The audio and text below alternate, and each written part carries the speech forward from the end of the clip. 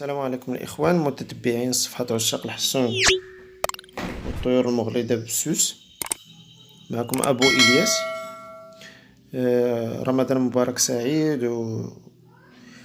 بغيت نشير لواحد الحاجة اللي هي أغلبية المربين، يعني في هذا الحجر الصحي تيتصلوا بيا وتيقول لك من الأمراض اللي كاينة بزاف هي البكتيريا ديال الأمعاء وليكوكسيديا والسالمونيا، يعني البكتيريا او التعفنات المعويه.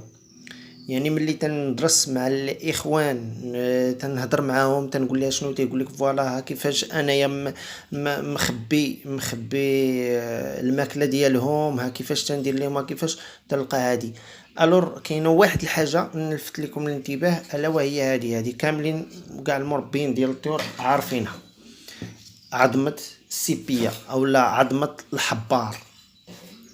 هذه كاملكم عارفينها، يعني أغلبية ديال الدراري عارفينها وعارفين المنافع اللي كاينين فيها. يجي بعض الإخوان ويقول لي شنو هي العلاقة ديال هذه مع المرض ديال الأمعاء ديال الطيور. احنا نشرح لكم يعني خطوة بخطوة، تبعوا معايا لآخر الفيديو وتسمعوني وتعرفوا علاش درت هاد القضيه وعلاش بيت نشرح لكم هذه ديال العظمه السيبيه اللي تيعطيوها الدراري بزاف للطيور، وهي العامل المشترك بين كاع المربين ديال الطيور. يعني من هنا من كاين السبب ديال المرض.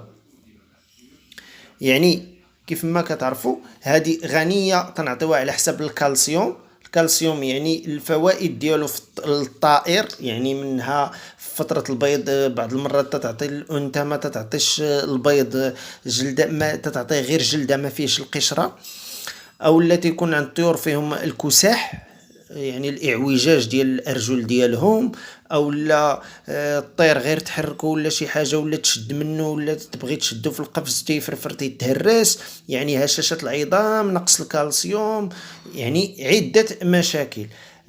تيبقى هذا هو المنتوج الطبيعي اللي كاين، ولكن كاين من غير منه. كاين داك لو كوكياج، الرمله اللي تيكونوا فيها الكوكياج حتى هي غنيه بهذوك لي غران ديال الكوكياج. كذلك كاين قشور البيض المسلوق او قشور ديال البيض بعدا تتجف وسميتو تنشدوها تنهرمشوها وتنعطيوها لهم.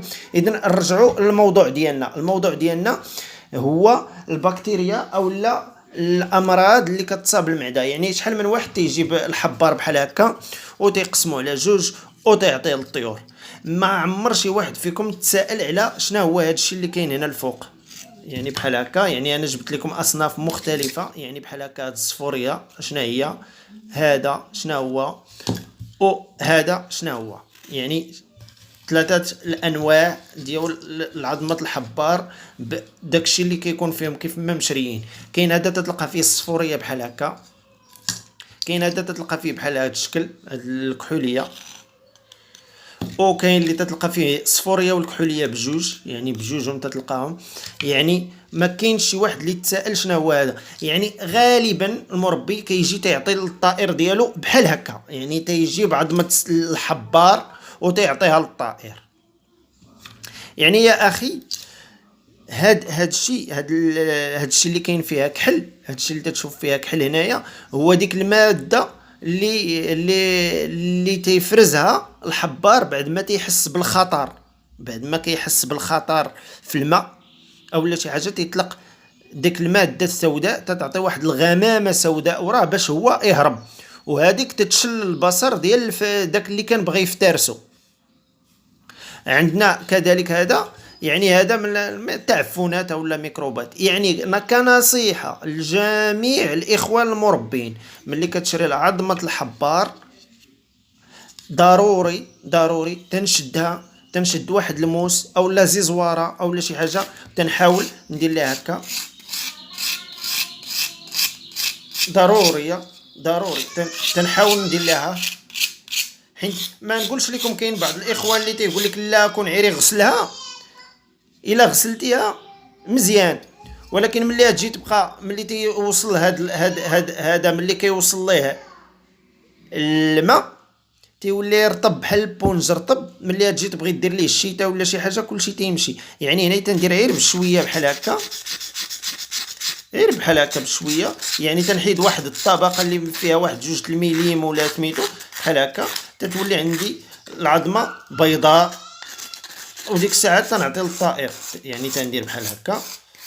كاين بعض الاخوان كاع اللي تيشد هذا اللي الفوق تيجيبها ديريكت تيحك من هنايا وتيعطيه هذاك الشيء تيديرو في الباطي وتيعطيه للطيور. يعني شوفوا الفرق غير من ناحيه الشكل اولا المظهر، من ناحيه الشكل والمظهر.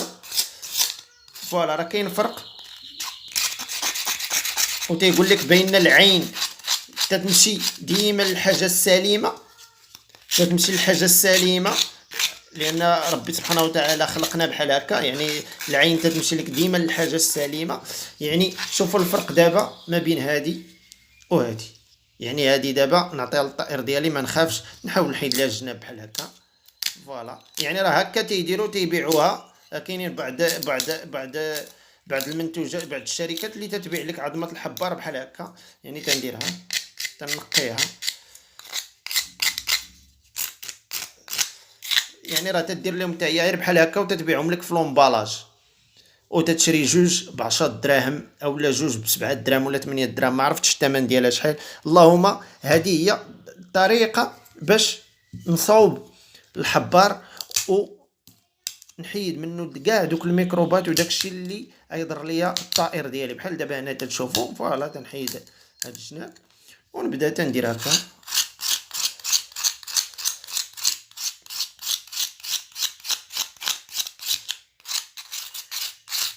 فوالا راه كاين الفرق كبير. يعني ملي تنحيد هاد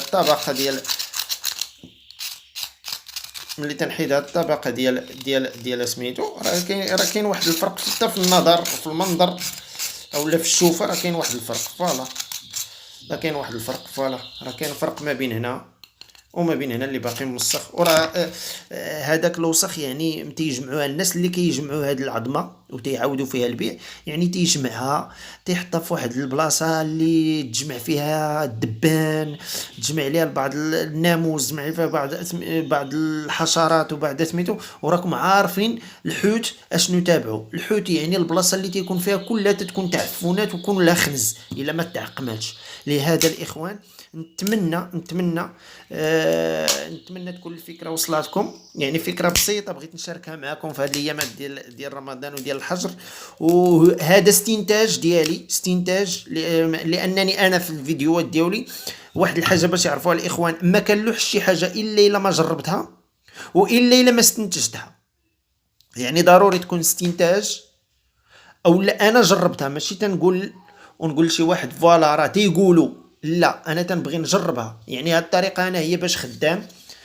واليوم اتصل بيا واحد الاخ وبقينا تنطريطيو وتنهضروا على الكوكسيديا والامراض ديال الامعاء وسميتو. ملي جينا بقينا يعني التشخيص المرض هذا شنو كتعطيهم شنو، لان من الطبع ديالي انا هكا تنعيط للانسان او شي حاجه في التليفون ونعيط ليه ونقول ليه فوالا عطيني اشنو عندك، اشنو تتعطيهم في الماكله، فين مربيهم، كيفاش، اشنو ايطاب تتلقاو الخلل.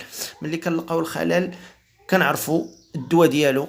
لهذا فوالا كيف ما قلت لكم انايا ملي كندير الحاجه كنديرها بنيه صادقه. والحاجه اللي استنتجتها انا واكتشفتها، ماشي اكتشفتها يعني استنتجتها او لا سمعتها تنجربها يعني بالتجربه عاد باش تنعطيها للاخوان. ونتمنى ما نطولش عليكم.